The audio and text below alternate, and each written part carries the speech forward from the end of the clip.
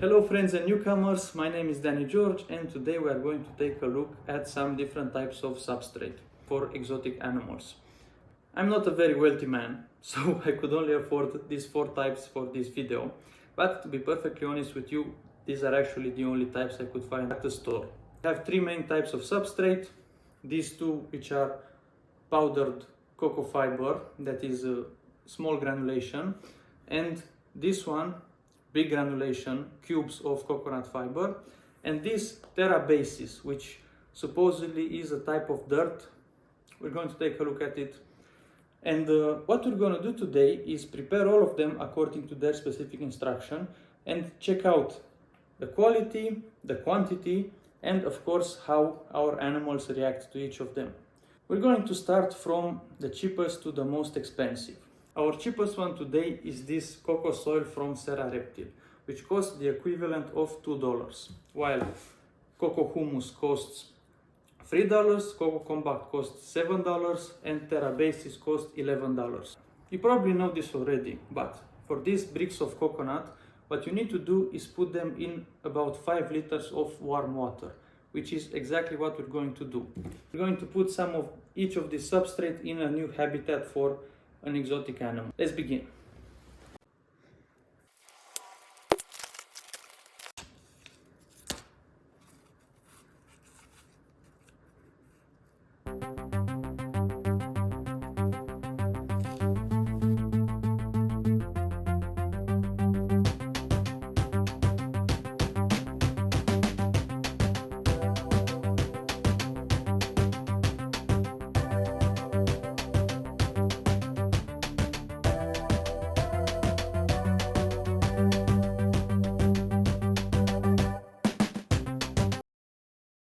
This was about as interesting as watching paint dry, but thank God for time lapse, am I right? What to do now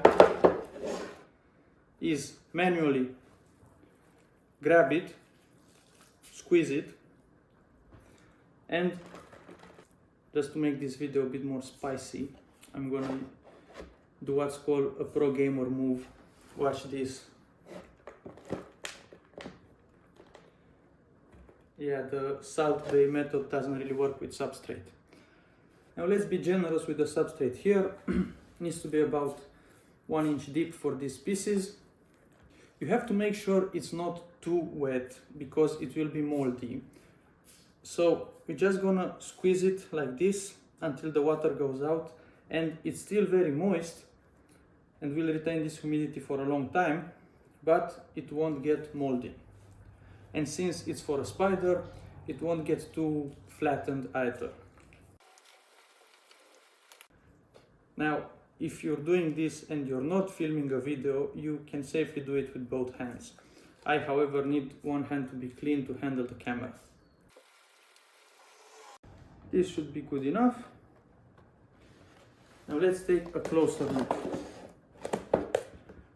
As you can see, it's regular coconut fiber, small granulation, and to be perfectly honest, it looks exactly like every other brand possible. It doesn't feel cheaper, but the quantity is not that great.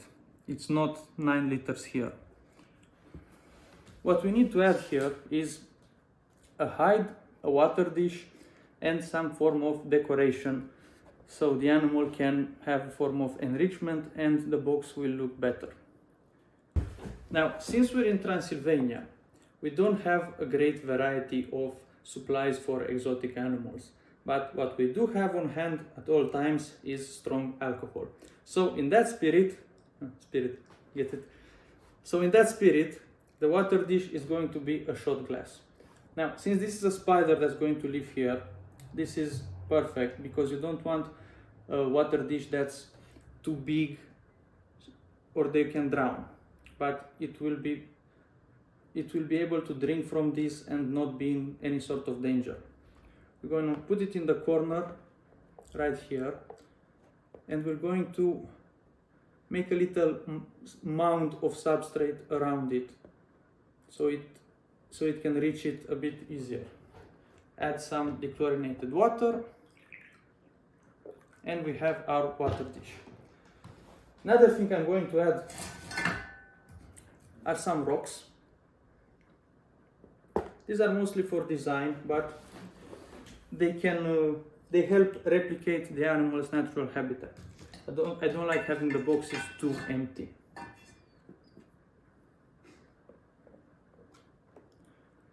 Now, this is a species that webs up a lot, so we don't need to add that many decoration because it's going to web up everything anyway.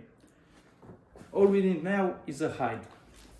And for a hide, we can use a plastic tube placed like so, just between the rocks. And let's sprinkle some substrate on it, just so it doesn't feel too unnatural. Excellent. Now let's add the animal and see how it reacts to this substrate. The animal we're going to place in here is a baboon spider. In Latin it's called Monocenthropus balfouri. It's an adult female and it's a very spectacular and brightly colored species. It's actually the same one you can see in the thumbnail. Now, this species is not very aggressive and doesn't have a strong venom. That said, do not handle spiders unless you have experience and know for sure what you are doing. Baboon spiders especially are very, very fast. Come on, girl. Cooperate with me.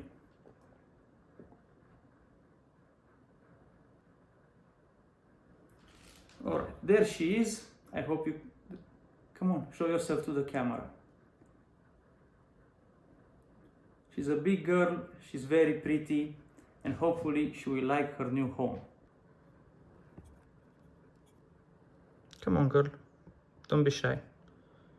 There we go. Now, to showcase the beauty of this spider species, we're going to put some light on her and take a look at how bright the colors can be. Would you look at that? Beautiful. Very beautiful. The second type of substrate we're going to check out today is the compact one from JBL. The main difference between humus type and compact type is this one has a much bigger granulation. It's in cubes, it's not dirt-like. This one, I'm gonna say it right now, contrary to what you might see, is not good for spiders and invertebrates in general. However, it is perfect for snakes of all kinds and is the main type of substrate that they use for snakes. So, the animal we're going to use this with is a corn snake. Now, to prepare it, it's just like the previous one, you need 5 liters of warm water. Let's see this one's expansion.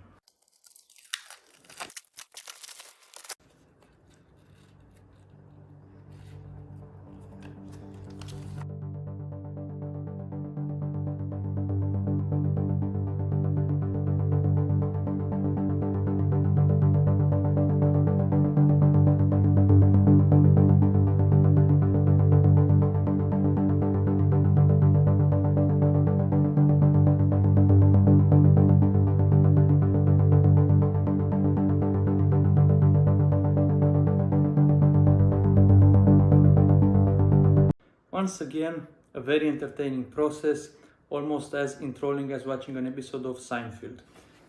Substrate is done. As you can see, this one is very different from the previous one in the sense that it's a much bigger granulation. You know the process already. Squeeze the water out, sprinkle it like Salt Bae, and again, about an inch, we're going to make it about an inch deep. Now, since this one is for a snake, a corn snake to be more specific, we're not going to use a hide, as this type of substrate allows burrowing under it, and from my experience, even if I have a hide placed in there, they just bury under the substrate if they want to hide. So that's pretty good. Spiders don't do that, and that's why we had to put a hide for that big spider. This should be enough. Excellent. We're going to add some flat rocks. These flat rocks have two purposes. First, rocks help reptiles with shedding. The skin comes off much easier when they have something to rub against, especially rocks like this. And second, as you can see, they're very flat, and the snake can actually bury under the substrate and go straight under the rock and use it as a hide.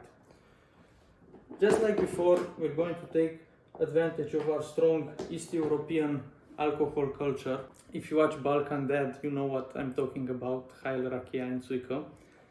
And we're going to use, again, a shot glass as a water dish. Just like before, have it here in the corner and have a small mound of substrate so the snake can more easily reach it. Let's add the snake. It's a young corn snake, about a year old. He's very nice. This is actually an OKT cream cycle corn snake. He's still young, so you can't exactly see the pattern, but he's from cream cycle OKT parents, so he's going to be really handsome when he grows up. Come on, get in, my man, little guy. Let's take a closer look at the young snake in his new hide.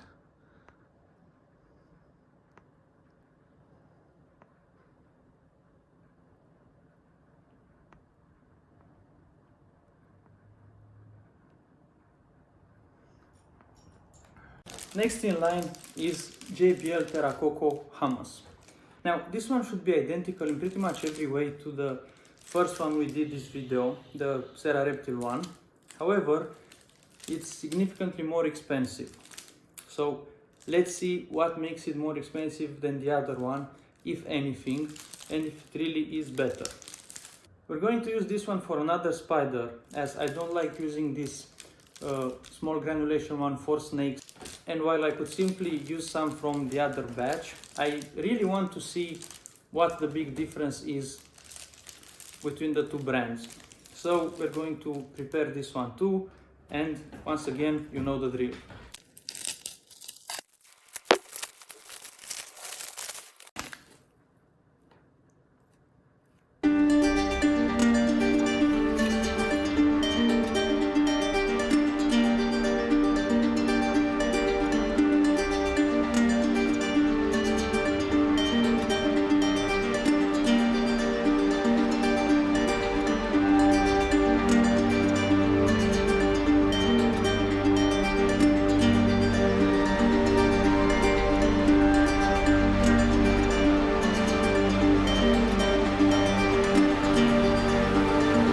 As you can see, it looks quite identical to the Serra Reptile one. There's no difference in color, texture, smell, granulation. It's quite literally the same thing. There is, however, one difference. The quantity is a bit more in this one. Visually, it looks like 1 or 2 liters more compared to the Serra Reptile one, so that might explain the price difference. Once again, about an inch of substrate, maybe a little more, some rocks, a hide and a water dish for another baboon spider. Now, don't think filming this video is my reason for moving these spiders. This actually had to be done in this time period, so I took advantage of the necessity to film this video. I don't bother animals just for filming. This is something that I needed to do. They need to be in these bigger boxes with new substrate and new decorations. I have 3 adult females of this species. Hopefully this year I will find a male and try my hand at breeding these species. So they need to be comfortable, they need to be well fed, and they need to get ready for a potential male coming to visit them. This should be enough substrate. They don't like to barrel all that much, but we're going to give them this opportunity. A hide. Again, this species makes a ton of web, so you can pretty much put them in a completely empty box and they will just make their own hide and decoration out of webbing. But that's a bit lazy and I don't really like that method. So I'm going to give them at least a minimum of comfort and decorations so that they can rearrange everything how they like. There are some rocks.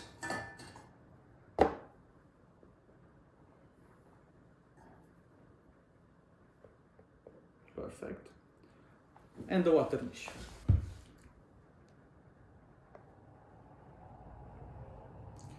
Once again, I'm going to use a shot glass for this, because not only are they the perfect size, they're also really easy to clean, and since they're transparent, you can easily see the water volume remaining. Also, glass being a bit heavier than plastic, they can't really flip it, empty it, web it up. That's what spiders usually do with their water dishes. Now let's add the spider to her new home. This one seems to be a bit more feisty than the previous one, but with patience and understanding, she will cooperate with us and we can move her. There you go, girl.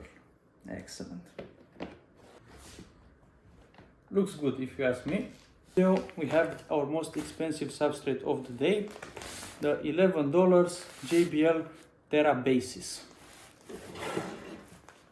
This one isn't made of coconut fiber. It's actually a type of dirt you can actually plant in. However, the plants will need additional nutrients after planting. But unlike the cocoa fiber, this one is much more biologically charged, so to speak. It's more thought out for bioactive terrariums and stuff like that. Now let's see what it looks like.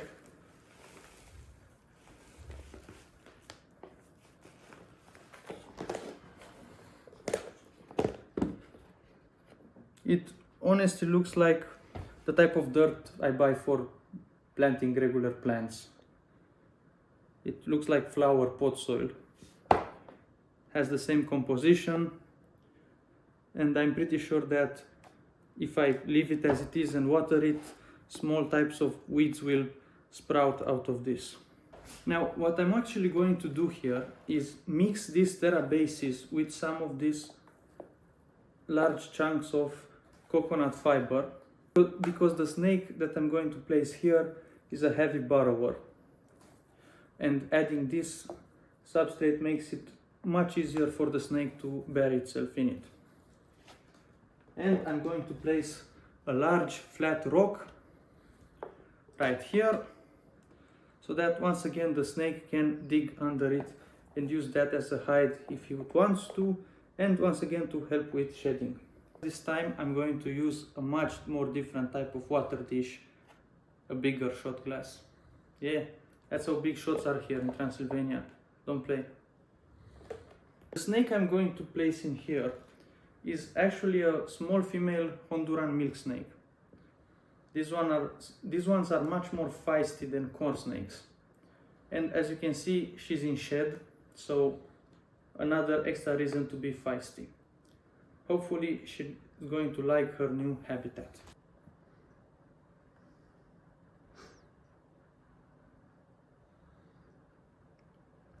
Once again, checking out the habitat, adjusting to the new smells, and of course, being a milk snake, burying herself under the substrate. That is typical, but it's a very, very pretty snake.